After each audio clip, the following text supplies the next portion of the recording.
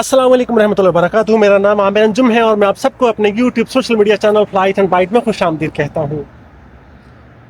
Viewers, आज मैं आपको लेके आया हूँ सल्तनत उस्मानिया के आगाज़ से भी पिछले दौर में, सल्तनत उस्मानिया के आगाज़ से भी पहले इस शख्सियत की तरफ जिसे हम सब अर्तुगरुल गाजी के नाम से जानते हैं। एक ऐसा नाम जिसने सिर्फ चंद सौ खैमों के कबीले की क़यादत नहीं की, बल्कि आगे चलकर 600 साल तक कायम रहने वाली सल्तनत की बुनियादों को मजबूत किया। आज के व्लॉग में हम बात करेंगे अर्तुगरुल गाजी के बारे में। अर्तुगरुल गाजी कौन थे, उनका कबीला, हिजरत और जंगें, सल्जूक सल्तनत रूम के साथ ताल्लुक़, सोत जिस जगह पर मैं मौजूद हूँ ये सोत का इलाका है, ये सोत का वो शहर है जिसकी बुनियाद अर्तुगरुल गाजी ने रखी, उनका घराना, हलीमा खातून और बच्चों का तज़किरा, और आखिर में वो रूहानी और तारीख़ी पैगाम जो आज हमारे लिए है। चलिए शुरू करते हैं तारीख़ के ज़बरदस्त ईमान अफरोज़ सफ़र का आगाज़, जिसका नाम अर्तुगरुल गाजी है। सोत का इलाका बुरसा से तकरीबन 135 किलोमीटर की ड्राइव पे है। मरहबा।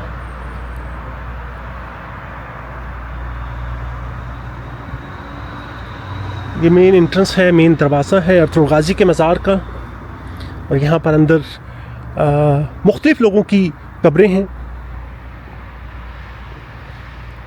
ये सबसे पहले बाहर जो कब्र है ये हलीमा खातून की है। हलीमा खातून, बहुत से मेरे व्यूअर्स जिन्होंने टर्किश ड्रामे देखे हैं वो जानते होंगे हलीमा खातून को। हलीमा खातून अर्तुगरुल गाजी की बीवी, उनकी ज़ोजा और उस्मान गाजी की वालिदा।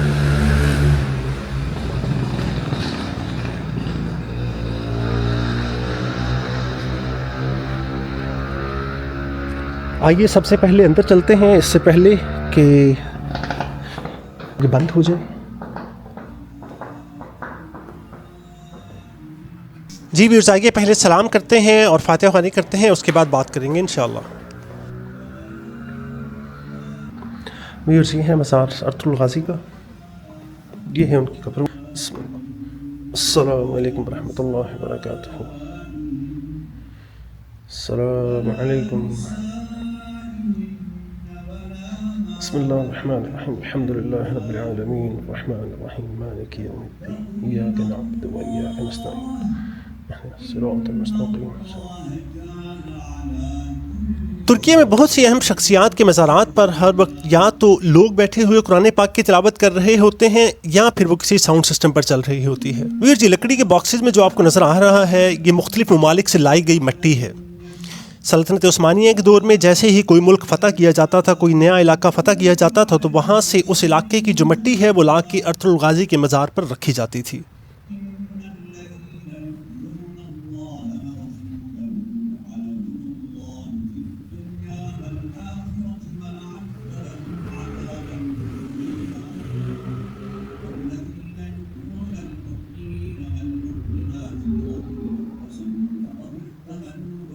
ये तमाम जो परचम झंडे लगे हुए आपको नज़र आ रहे हैं यहाँ पर, ये भी उन्हीं ममालिक के हैं जिन ममालिक पे किसी वक्त में सल्तनत उस्मानिया ने हुकूमत की।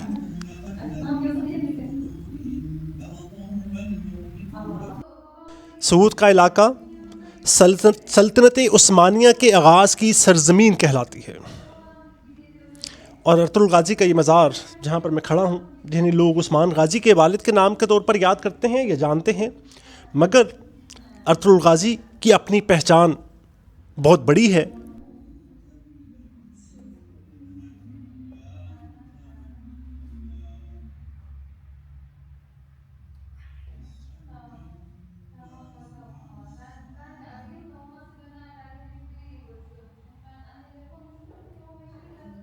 ये जो विंडो के दरवाजे आप देख रहे हैं जिनमें आपको कुछ सुराख नज़र आ रहे होंगे, ये 1921 में ग्रीक फ़ौजियों ने जब उन्होंने सूद पे कब्ज़ा किया तो उस वक्त उन्होंने अर्तुगरुल गाजी की कब्र पर गोलियां चलाएंगी। उन गोलियों के निशान हैं जो आज तक आप इन दरवाज़ों पर देख सकते हैं। जी व्यूअर्स, जैसा कि मैंने थोड़ी देर पहले आपको दिखाया था, कब्र की दूसरी साइड पे भी बहुत से ममालिक की मिट्टी रखी हुई थी। इस साइड पे भी आप देख सकते हैं उसी तरह से बहुत से ममालिक की मिट्टी रखी गई है, जिसमें आपको सामने सऊदी अरेबिया, उसके साथ फ़लस्तीन, तुर्कमानिस्तान, इराक़, आज़रबाईजान, बोस्निया, یمن، بلغاریہ، ازبکستان، کویت، شام، سیریا، قازقستان، ان تمام ممالک کی مٹیاں رکھی ہوئی نظر آ رہی ہیں۔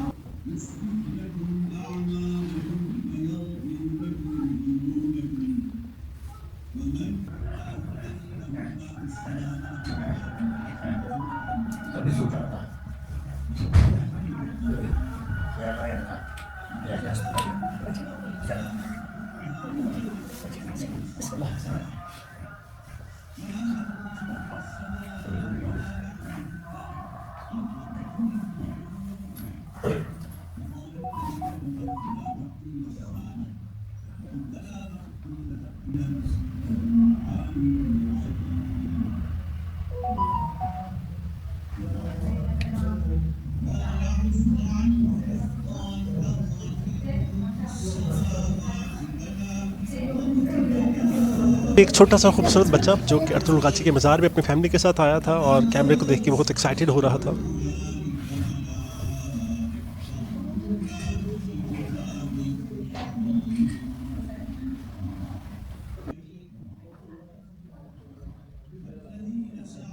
آج کی ویڈیو ویور صرف ایک قبر کی زیارت نہیں، یہ ایک یاد دہانی ہے کہ طاقت، سلطنت اور شہرت سے پہلے کردار، صبر، ہمت اور مقصد آتا ہے۔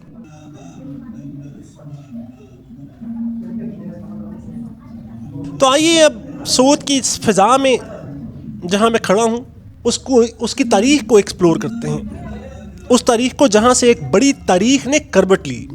جی بھی ابھی میں باہر آیا ہوں ارطغرل غازی کے مزار سے۔ یہاں پر کچھ اور مجاہدین کی، ان کے آلپس کی، ان کے قبیلے کے لوگوں کی قبریں ہیں، تو وہ بھی آپ کو دکھاتے ہیں۔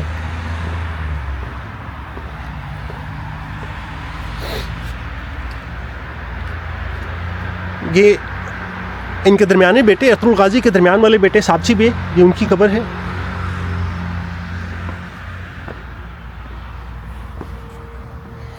یہ ان کے آلپس ہیں اقصا کوچا کی۔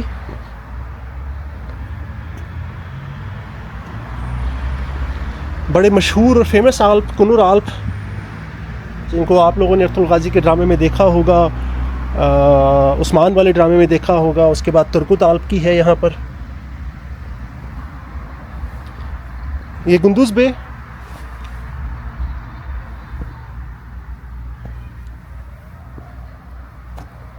دیکھیے مشہور زمانہ عبد الرحمن غازی، جنہوں نے 3 نسلوں میں کائی قبیلے میں سلطنت عثمانیہ کی 3 نسلوں میں جنہوں نے ساتھ دیا۔ سب سے پہلے سلیمان شاہ کے ساتھ رہے ایز اے ایلپ ان کے، اس کے بعد ارطغرل غازی کے ساتھ رہے، اور پھر انہوں نے عثمان غازی کا بھی ساتھ دیا۔ اللہ پاک ان سب پہ اپنی لاکھوں کروڑوں رحمتیں نازل فرمائیں۔ یہ کرداسی دندار بے کی قبر ہے۔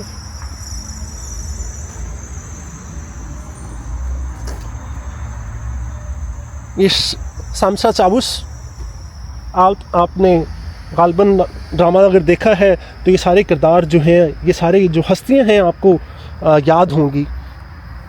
یہ سالتک آپ کی ہے، سالتک آلپ کی۔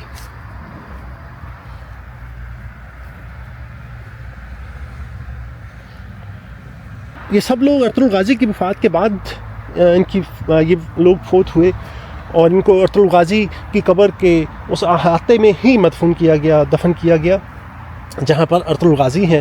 یہ سامنے مزار ہے ارطغرل غازی کا، اور یہ باقی ساری قبریں ہیں ادھر باہر جس جگہ پر ابھی میں کھڑا ہوں۔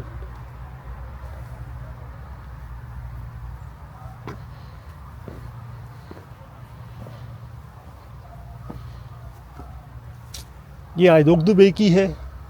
اسی طرح سے کچھ اور بھی ہیں، میں انشاءاللہ کوشش کرتا ہوں کہ ساری آپ کو دکھاؤں۔ مجھے آتے آتے یہاں شام ہو گئی، تو اس لیے ابھی یہاں پر لائٹ تھوڑی کم ہے، سورج کی روشنی نہیں ہے۔ لائٹس تو انہوں نے آن کی ہوئی ہیں، مگر کل جو قبریں ہیں وہ تھوڑا سائڈ پہ ہیں، تو وہاں پر پراپرلی لائٹ نہیں ہے۔ یہ امیر علی کی قبر ہے، جن کے بارے میں حقیقت یہ ہے کہ میں زیادہ نہیں جانتا۔ اگر آپ جانتے ہیں امیر علی کے بارے میں تو کمنٹس میں ضرور بتائیے۔ کارا مرسل، یہ بھی غالباً میں ان کے بارے میں نہیں جانتا، اگر آپ لوگ جانتے ہوں تو ضرور رہنمائی فرمائیے گا۔ اور یہ ملک بے کی، میں یہاں تقریباً 4 سال کے بعد دوبارہ آیا ہوں اس جگہ پہ اسپیشلی ویڈیوز بنانے کے لیے. 4 سال پہلے جب میں آیا تھا تو اس ٹائم میں نے حقیقت میں اس وقت بھی جب میں نے ترکی کا سفر کیا تو میں نے تقریباً 1 مہینہ فیملی کے ساتھ سفر کیا. اس وقت بھی میں نے بہت سوچا کہ میں اپنا ایک چینل شروع کروں جتنا میں سفر کرتا ہوں. میری فیملی نے بھی مجھے بہت زیادہ پش کیا کہ آپ چینل شروع کریں کہ آپ دنیا گھومتے ہیں تو خود دیکھتے ہیں آپ جگہیں خود بھی دیکھیے مگر ساتھ میں لوگوں کو بھی دکھائیے. مگر اس وقت میں نہیں کر سکا. یہ آئی کوٹ طالب کی ہے. اللہ پاک ان تمام مجاہدین پر ان تمام بیز پر اللہ پاک اپنی کروڑوں رحمتیں نازل فرمائیں اور اللہ پاک ہمیں بھی ہدایت دیں اور صراط مستقیم پر چلنے کی توفیق اور ہمت عطا فرمائیں. یہ حسن عالب کی قبر ہے.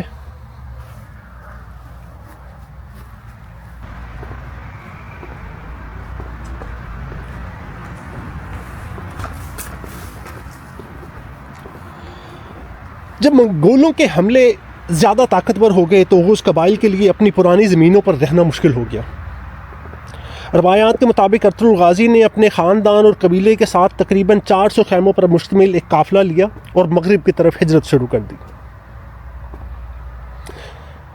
تھوڑا تصور کیجئے اونٹوں کے قافلے، گھوڑوں پر سوار سپاہی، سرد موسم، چھوٹے بچے، عورتیں، قبیلے کے بزرگ اور ہر کوئی نئے مستقبل کے انتظار میں.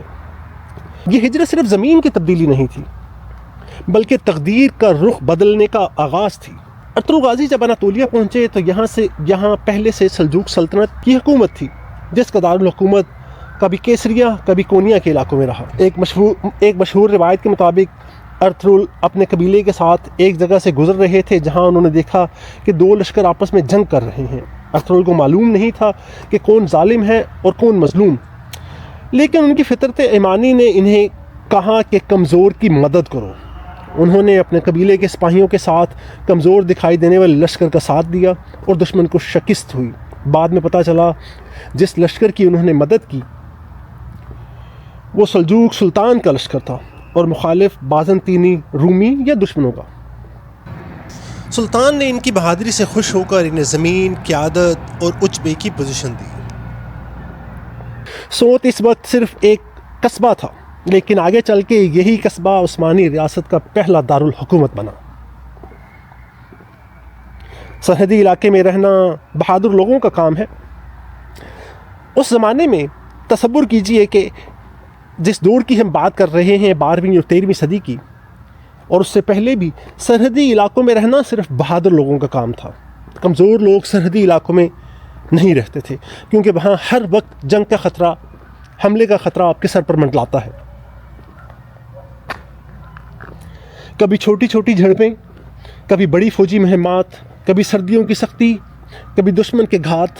لیکن ارطغرل غازی نے ان سب حالات میں اپنے قبیلے کو ایمان اور جرت کے ساتھ سنبھالا. ارطغرل غازی کو عموماً ہم صرف ایک جنگجو، تلوار بردار مجاہد کے طور پر دیکھتے ہیں، لیکن تاریخ بتاتی ہے کہ وہ ایک منصف اور عادل سردار بھی تھے. ان کے فیصلوں میں قبائلی انصاف، اسلامی اصول، قبیلے کے کمزور افراد کی حفاظت، یتیموں، بیووں اور مسافروں کا خیال سب کچھ شامل تھا. اس لیے ان کے قبیلے کے لوگ انہیں صرف بے نہیں بلکہ غازی کہہ کر یاد کرتے تھے، یعنی اللہ کی راہ میں لڑنے والا ہیرو. روایات کے مطابق ارطغرل غازی کی اہلیہ کا نام حلیمہ خاتون بتایا جاتا ہے. اگرچہ باقی تمام چیزوں کی طرح اس میں بھی کسی حد تک مورخین میں بحث ہے، لیکن عوامی اور عثمانی روایات میں حلیمہ خاتون کا نام ہی مانا جاتا ہے. ان کے گھرانے میں کم از کم 3 بیٹوں کے نام زیادہ مشہور ہیں، جن میں سب سے بڑے گندز بے، دوسرے ساوچی اور تیسرے عثمان بے، جو کہ آگے جا کے سلطنت عثمانیہ کے بانی بنے.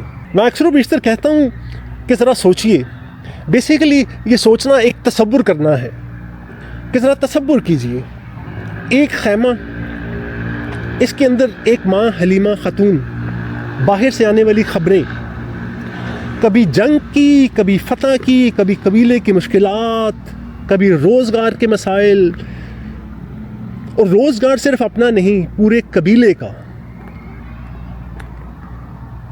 اور اس ماحول میں وہ اپنے بچوں کو ایمان، غیرت، حیا اور بہادری سکھا رہی ہیں۔ آئیے ذرا چلتے ہیں حلیمہ خاتون کی قبر کی طرف۔ جب ان کے متعلق ان کی بات کر رہے ہیں، ان کی بات چھڑی ہے، تو پھر ان کی قبر کے پاس کھڑے ہو کے ان کی بات کرتے ہیں، اور ایک دفعہ پھر سے فاتحہ بھی کریں گے انشاءاللہ۔ اور اس ماحول میں وہ اپنے بچوں کو ایمان، غیرت، حیا اور بہادری سکھا رہی تھیں۔ اسی گھر کے اندر چھوٹا سا عثمان اپنے والد ارطغرل غازی کو تلوار، گھوڑا اور نماز کے لیے کھڑے ہوتا دیکھ رہا ہے۔ یہی تربیت آگے چل عثمان کے اندر سلطنت بنانے کا حوصلہ پیدا کرتی ہے۔ ارطغرل غازی نے اپنی زندگی کا بڑا حصہ سرحدی جنگوں میں گزارا۔ جی ویورز، تو میں واپس آ گیا ہوں حلیمہ خاتون کی قبر پہ۔ اللہ پاک ان پہ لاکھوں کروڑوں رحمتیں نازل فرمائیں، اللہ پاک ان کی مغفرت فرمائیں، اللہ پاک انہیں جنت الفردوس میں اعلیٰ مقام عطا فرمائیں، آمین یا رب العالمین۔ ارطغرل غازی نے اپنی زندگی کا بڑا حصہ سرحدی جنگوں میں گزارا۔ وہ سلجوق سلطان کے وفادار رہے، لیکن ساتھ ساتھ اپنے قبیلے کے لیے زمین، حفاظت اور عزت کا سامان بھی کرتے رہے۔ بازنطینی فوج کے ساتھ کئی جھڑپوں میں ارطغرل نے کم تعداد ہونے کے باوجود بہتر حکمت عملی، گھوڑوں کی رفتار اور اللہ پر توکل کے ساتھ فتوحات حاصل کی۔ یہی وجہ تھی کہ انہیں سرحدی بے یا اچ بے کے طور پر بہت عزت ملی، اور ان کے زیر اثر علاقہ آہستہ آہستہ بڑھتا گیا۔ یہی علاقہ آگے چل کر ان کے بیٹے عثمان کے ہاتھوں ایک آزاد خود مختار ریاست میں بدل گیا۔ تاریخی روایات کے مطابق ارطغرل غازی کی وفات تقریباً 1280 میں یا اس کے آس پاس اسی جگہ سوت کے علاقے میں، جہاں پر ہم اس وقت موجود ہیں، ہوئی۔ ان کے بیٹے عثمان غازی نے اپنے والد کے لیے یہاں ایک مزار، جو کہ یہ ہے، اور ایک مسجد تعمیر کروائی، جو کہ مزار کے دوسری سائڈ پہ ہے۔ اگرچہ موجودہ عمارت بعد کے ادوار میں کئی بار مرمت کی گئی، تعمیر کی گئی، خاص طور پر سلطان عبدالحمید ثانی کے دور میں اس کی تقریباً فل رینوویشن کی گئی۔ آج بھی سوت اور بلیچک کے اس علاقے میں ہر سال ارطغرل غازی کی یاد میں فیسٹیول منایا جاتا ہے، جس میں ترکی کے مختلف حصوں سے لوگ آتے ہیں۔ پرچم، گھوڑ سواری، روایتی لباس اور تاریخ کو یاد کرنے کی محفلیں ہوتی ہیں۔ یہ جتنے مزار میں نے آپ کو پہلے دکھائے ہیں یا آنے والے دنوں میں دکھاؤں گا، یہ سیاحت کی، یہ سیلفی لینے کی جگہ نہیں ہے۔ یہ ایک روحانی اور تاریخی علامت ہے کہ یہاں ایک ایسی ہستی مدفن ہے جنہوں نے چند سو خیموں کے قبیلے کو اللہ کے بھروسے پر ایک ایسے مقام پر پہنچایا کہ ان کی نسل نے آگے چل کر 3 برے اعظموں پر حکومت کی۔ یہ بات درست ہے کہ سلطنت عثمانیہ باضابطہ طور پر ارطغرل کے بیٹے عثمان غازی نے قائم، لیکن یہ بھی حقیقت ہے کہ اگر ارطغرل غازی قبیلے کو صحیح سمت نہ دے، ہجرت کا وہ مشکل فیصلہ نہ کر، کئی قبیلے کو اس وقت ڈیوائیڈ نہ کرتے، تقسیم نہ کرتے، سلجوقوں کے اتحادی نہ بن، بہادری سے سرحد پر جو جنگیں لڑی وہ نہ لڑ، سوت اور اس کے آس پاس مسلمانوں کے لیے مضبوط مراکز نہ بنا، تو شاید عثمان کے لیے یہ ریاست قائم کرنا اتنا آسان نہ ہو۔ اسی لیے کئی مورخین اور مصنفین ارطغرل غازی کو سلطنت عثمانیہ کا معمار اور بابائے عثمانی یعنی عثمانی سلطنت کے باپ جیسا کردار قرار دیتے ہیں، بالکل صحیح قرار دیتے ہیں۔ اور آج جب ہم ارطغرل غازی کا نام سنتے ہیں تو ذہن میں فوراً ترکی کا مشہور ڈرامہ دیریلش ارطغرل آتا ہے۔ یہ ڈرامہ ارطغرل غازی کی زندگی سے متاثر ہو کر بنایا ہے، لیکن اس میں کئی کردار، واقعات اور کہانیاں ڈرامائی انداز میں بڑھا چڑھا کر پیش کی یا تصوراتی طور پر شامل کی گئی۔ ایک بہادر ترک سردار، قبیلہ کائی کا لیڈر، سلجوقوں کا اتحادی، سرحدی علاقے کا محافظ، ایماندار، منصف، با اخلاق شخصیت، اور عثمان غازی کے والد۔ اس لیے ہمیں ڈرامے سے جذبہ ضرور لینا چاہیے، لیکن تاریخ سمجھنے کے لیے معتبر کتابوں کا سہارا لیں، معتبر کتابوں کو پڑھیں، جو اوتھینٹک ہسٹری کے رائٹرز ہیں ان کی کتابوں کو پڑھیں، کیونکہ حقیقت ان کتابوں میں بیان کی گئی۔ اب سوال یہ ہے کہ آج کے دور میں آپ اور میں ارطغرل غازی سے کیا سیکھ سکتے ہیں؟ اس میں سب سے پہلے میں کہوں گا ایمان اور توکل۔ ارطغرل غازی نے اپنے قبیلے کے ساتھ مشکل ہجرتیں کی، بہت مشکل فیصلے کیے، سخت جنگیں لڑی، لیکن ہر موقع پر اللہ پر بھروسہ اور نماز کو نہیں چھوڑا۔ دوسرے نمبر پر وہ ہمیشہ کمزور کے ساتھ کھڑے رہے۔ جب انہوں نے 2 لشکروں کو لڑتے دیکھا تو انہوں نے جیتنے والے لشکر کا ساتھ نہیں دیا، بلکہ جو انہیں کمزور نظر آیا انہوں نے اس کا ساتھ دیا، جبکہ پتہ بعد میں چلا کہ اصل میں وہی لشکر حق پر ہے۔ یہ واقعہ ہمیں یہ سکھاتا ہے کہ مسلمان کو ہمیشہ مظلوم کے ساتھ کھڑے ہونا چاہیے، چاہے وہ تعداد میں کم ہی کیوں نہ ہو۔ مدد اللہ سبحانہ و تعالیٰ کی طرف سے آتی ہے، کبھی اپنے نمبر کم ہونے یا زیادہ ہونے پہ بھروسہ نہیں کرنا چاہیے۔ قبیلے کے سردار کے طور پر ارطغرل غازی لوگوں کے دلوں پر نقش تھے، کیونکہ قبیلے کے تمام لوگ، چاہے بوڑھے تھے، بچے تھے، خواتین تھیں، مرد تھے، وہ سب کے جانتے تھے کہ ارطغرل غازی طاقتور ضرور ہیں مگر وہ ظالم نہیں ہیں۔ ارطغرل غازی نے اپنے بچوں کی تربیت صرف تلوار پہ نہیں کی، انہیں صرف تلوار بازی یا انہیں گھڑ سواری یا تیر اندازی صرف یہ چیزیں نہیں سکھائی، بلکہ انہوں نے انہیں ایمان، حیا، عدل اور حکمت سکھائی، اور یہی وہ چیز تھی جو آگے چل کے عثمان غازی اور ان کی اولاد کے کام آئی، اور جس سے سلطنت عثمانیہ کی بنیاد پڑی۔ اس سے ہمیں آج کل کے دور کے لیے ہمیں ایک سبق ملتا ہے کہ ہم اپنے بچوں کو صرف ڈگریوں کے پیچھے نہ لگائیں، ان کے کردار کو بنائیں۔ ہمیں ان کے کردار کو بنانا ہے، ان کے کردار کو ڈیولپ کرنا ہے، ایز اے مسلمان، ایز اے مسلم ایمان سکھانا ہے کہ ایمان کیا ہے، ایمانداری کیا ہے، کیونکہ ایمانداری ہر چیز میں ہے۔ ارطغرل غازی کا مقصد صرف قبائلی برتری نہیں بلکہ وہ اسلام اور مظلوموں کی مدد کو اپنا مقصد سمجھتے تھے۔ اللہ نے انہی خالص نیتوں کے بدلے ان کی نسل کو سلطنت عثمانیہ عطا کہ آج صدیاں گزرنے کے بعد بھی لوگ ان کا احترام کرتے ہیں۔ ناظرین، یہ تھا ارطغرل غازی کا مختصر لیکن دل کو چھو لینے والا تذکرہ، ایک ایسا شخص جس نے نہ کوئی بڑی عمارت بنائی، نہ اپنی زندگی میں سلطنت کا لقب اختیار کیا، لیکن اللہ نے اس کے بیٹے اور آنے والی نسلوں کو دنیا کی ایک بہت بڑی سلطنت عطا کی۔ آئیے آخر میں ہم سب مل کر ایک چھوٹی سی دعا کرتے ہیں۔ یا اللہ، ارطغرل غازی پر اپنی بے شمار رحمتیں نازل فرما، ان کے درجات بلند فرما، اور ہمیں بھی ایمان، عدل، غیرت، حیا اور مظلوموں کا ساتھ دینے کی توفیق عطا فرما۔ یا اللہ، ہمارے گھروں میں ایسے باپ، ایسی مائیں، ایسی اولاد پیدا فرما جو دین کے لیے جئیں، جو دین کے لیے کھڑے ہوں اور تیرے دین کی عزت کا سبب بنے، وہ جہاں بنے۔ آمین یا رب العالمین۔ تو ویورز، یہ تھا آج کا ولاگ، آج کی ویڈیو۔ میں امید کرتا ہوں آپ کو پسند آئی ہوگی۔ آپ سے ایک دفعہ پھر سے گزارش کروں گا، چینل کو سبسکرائب کیجئے، اپنے دوست احباب، عزیز و اقارب کے ساتھ شیئر کیجئے۔ ویڈیوز آپ کو پسند آتی ہیں تو لائک کیجئے۔ اب میں آپ سے اجازت چاہوں گا، اپنا بہت سارا خیال رکھیے گا اور اپنی دعاؤں میں مجھے یاد رکھیے گا۔ اللہ حافظ، السلام علیکم۔